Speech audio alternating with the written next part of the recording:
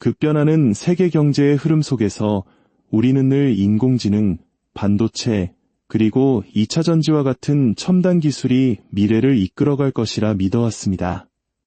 하지만 2025년을 앞둔 대한민국 자본시장에서 우리의 상식을 송두리째 뒤흔드는 기이한 현상이 발생했습니다. 거대한 자금이 이례적으로 집중된 곳은 엔비디아나 테슬라 같은 기술 대기업이 아니었습니다. 바로 우리 식탁과 길거리에서 흔히 볼 수 있는 따뜻한 어묵이었습니다. 부산의 한 유명 어묵 제조사가 코스닥 상장을 위해 공모주 청약을 진행했는데 그 결과는 충격적이었습니다. 경쟁률은 무려 3,600대 1을 넘어섰고 이 어묵 회사의 주식 단 한 주라도 더 받기 위해 몰려든 개인 투자자들의 증거금은 자그마치 6조 원에 달했습니다. 6조 원이라는 돈은 웬만한 중견 그룹 몇 개를 통째로 인수하고도 남는 거대한 금액입니다. 지금 대한민국의 현금은 미래의 꿈을 이야기하는 AI가 아닌 당장 우리의 허기를 달래주는 어묵으로 향하고 있는 것입니다. 이것이 단순히 K푸드의 인기가 높아졌기 때문일까요? 아닙니다. 돈의 흐름은 거짓말을 하지 않습니다. 이것은 대한민국 경제의 패러다임이 근본부터 뒤바뀌고 있다는 가장 강력하고도 서늘한 경고 신호입니다. 지난 몇 년간 우리는 꿈을 먹고 살았습니다. AI가 세상을 바꾼다. 전기차가 미래다라는 화려한 구호 아래 당장의 실적보다는 미래의 성장 가능성에 모든 것을 걸었습니다. 하지만 금리 인상과 경기 침체의 그림자가 짙어지자 투자자들은 극심한 변동성 피로감을 느끼기 시작했습니다. 하루에도 10%씩 등락을 거듭하는 기술주 속에서 수많은 투자자들의 계좌는 파랗게 멍들었습니다. 이러한 집단적 학습의 결과 투자 심리는 희망에서 생존으로 급격히 전환되었습니다. 대박의 꿈도 좋지만 일단 내 원금을 지켜야 한다는 절박함이 시장을 지배하기 시작한 것입니다. 이는 우리에게 낯선 풍경이 아닙니다. 외환위기나 글로벌 금융위기 시절 모든 거품이 꺼지고 시장이 공포에 휩싸였을 때 가장 먼저 사람들의 돈이 몰렸던 곳은 바로라면, 과자, 밀가루와 같은 필수 소비재 기업들이었습니다. 역사는 반복됩니다. 지금 어묵으로 6조 원이 쏠린 현상은 화려한 기술주 전쟁터에서 탈출한 자금들이 가장 안전한 식품주라는 방공호로 피난하고 있음을 보여주는 것입니다. 하지만 이 현상을 단순히 경기 방어주로의 도피라고만 해석한다면 우리는 더 큰 그림을 놓치게 됩니다. 현재 한국의 식품 기업들은 더 이상 내수 시장에만 머무는 안정적인 방어주가 아닙니다. 이들은 K컬처의 바람을 타고 전 세계를 무대로 활약하는 글로벌 성장주로 진화하고 있습니다. 삼양식품의 불닭볶음면이 어떻게 세계인의 입맛을 사로잡았는지 우리는 똑똑히 목격했습니다. 한때 서민 음식으로만 여겨졌던 라면이 이제는 미국의 10대들이 생일 선물로 주고받는 힙한 아이템이 되었습니다. 이러한 흐름은 냉동 김밥, 만두, 핫도그를 거쳐 이제 어묵으로까지 번지고 있습니다. 서구권의 시각에서 어묵은 글루텐 프리 고단백 저칼로리 생선 소시지라는 아주 매력적인 건강 간식으로 포지셔닝될 수 있습니다.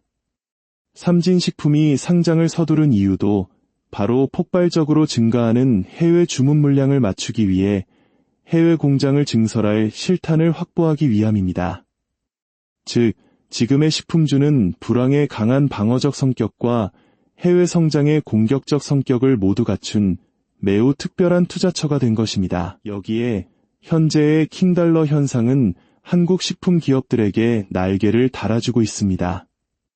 원재료는 대부분 원화로 구매하고 인건비와 공장 운영비도 원화로 지불하지만 수출 대금은 달러로 받습니다. 1달러에 1,200원 하던 시절과 1,400원을 넘나드는 지금 똑같은 제품을 팔아도 손에 쥐는 원화 수익은 비교할 수 없을 만큼 커집니다. 이것이 바로 환차익 효과입니다. 가만히 앉아서 엄청난 추가 이익을 얻는 그야말로 현금을 채굴하는 것과 같은 상황이 벌어지고 있는 것입니다. 결국 투자자들은 본능적으로 알아차린 것입니다. 지금 대한민국에서 1. 불황에도 흔들리지 않는 안정적인 수요를 가지고 있고 2. K컬처를 등에 업고 세계로 뻗어나가며 3. 강력한 환율 효과까지 누리는 섹터는 오직 음식료뿐이라는 사실을 말입니다. 그렇다면 반대로 생각해 봅시다. 시장의 돈은 한정되어 있습니다. 6조 원이라는 거대한 자금이 식품주로 흘러 들어갔다면 그 돈은 과연 어디에서 빠져나온 것일까요? 바로 지난 몇 년간 시장의 주인공이었던 2차전지와 엔터테인먼트 섹터입니다. 한때는 갖지 못하면 안 될 것 같았던 이 주식들은 지금 투자자들의 무덤이 되고 있습니다. 전기차 시장은 캐즘이라는 거대한 협곡에 빠져 수요가 주춤하고 있고 한때 하늘 높은 줄 모르고 치솟았던 배터리 기업들의 주가는 고금리라는 현실의 벽에 부딪혀 거품이 빠지고 있습니다. 엔터주의 상황도 녹록지 않습니다. 아티스트 개인의 활동이나 재계약 이슈 같은 예측 불가능한 리스크의 주가가 크게 흔들리는 것을 경험한 투자자들은 극심한 피로감을 느끼고 있습니다. 결국 2차전지와 엔터주에서 눈물을 머금고 손절한 자금, 추가 매수를 포기하고 빼낸 자금이 바로 어묵으로 향한 6조 원의 정체인 셈입니다. 이것이 바로 시장의 냉혹한 현실입니다. 그렇다면 이제 우리는 어떻게 해야 할까요? 이미 뉴스를 통해 모두가 알게 된 어묵 주식에 뒤늦게 뛰어드는 것은 현명한 선택이 아닐 수 있습니다. 우리는 이 현상이 우리에게 주는 핵심적인 교훈에 집중해야 합니다. 바로 전 세계 사람들의 지갑이 얇아졌을 때 가장 먼저 찾게 되는 가성비 좋은 한국 제품은 무엇인가? 라는 질문입니다. 경제학에는 립스틱 효과라는 용어가 있습니다.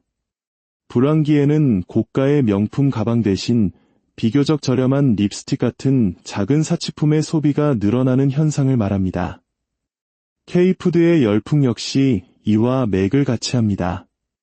비싼 외식 대신 저렴한 라면으로 만족감을 얻는 것처럼 말입니다. 그렇다면 먹는 것 외에 이러한 불황기 소비 심리를 만족시켜줄 또 다른 분야는 어디일까요? 정답은 바로 K뷰티, 즉 화장품에 있습니다. 과거 중국 시장에만 의존하던 시대는 끝났습니다. 지금 K뷰티는 미국, 일본, 유럽, 동남아 시장에서 새로운 전성기를 맞이하고 있습니다. 특히 아마존과 같은 온라인 플랫폼에서 한국 중소기업들의 앰플, 마스크팩, 선크림 등은 압도적인 가성비와 품질로 현지 소비자들을 사로잡고 있습니다. 식품주와 마찬가지로 K뷰티 역시 강력한 수출 성장과 환율 수혜를 동시에 누리는 섹터인 것입니다. 여기서 한 걸음 더 나아가 현명한 투자자라면 특정 브랜드를 넘어 그 브랜드를 만들어주는 공장, 즉 ODM 기업에 주목해야 합니다. 전 세계의 수많은 신생 브랜드와 인플루언서들이 자신만의 화장품을 만들고 싶을 때 그들은 한국의 ODM 업체를 찾아옵니다. 마치 TSMC가 전 세계 반도체 생산을 도맡는 것처럼 한국의 화장품 공장들이 글로벌 뷰티 시장의 생산 기지 역할을 하고 있는 것입니다. 불황으로 인해 저렴한 인디 브랜드가 많아질수록 뒤에서 묵묵히 제품을 공급하는 이들 공장 기업의 실적은 더욱 견고해질 수밖에 없습니다. 어묵 공모주에 6조 원이 몰린 현상은 우리에게 경제 위기의 공포와 함께 새로운 기회의 문을 보여주었습니다. 화려한 미래 기술의 꿈도 중요하지만 지금과 같이 거친 파도가 몰아치는 시기에는 사람들의 일상에 가장 가까이 있는 가장 기본적인 가치를 제공하는 기업들이 더욱 빛을 발합니다. 중요한 것은 과거를 후회하는 것이 아니라 돈의 흐름이 보여준 단서를 통해 미래를 준비하는 것입니다. 불황이라는 긴 터널의 끝에서 튼튼한 실적과 현금 흐름을 바탕으로 성장한 기업을 선택한 투자자만이 환하게 웃을 수 있을 것입니다. 오늘 이 분석이 불확실한 시대의 투자 지도를 그려나가는데 작은 도움이 되셨기를 바랍니다. 만약 이 이야기가 통찰력을 주었다면 주변의 소중한 분들과 함께 나누어 주십시오. 당신의 작은 공유가 누군가에게는 어려운 시기를 헤쳐나갈 큰 힘이 될 수 있습니다. 위기 속에서 기회를 발견하는 지혜가 우리 모두에게 함께하기를 기원합니다.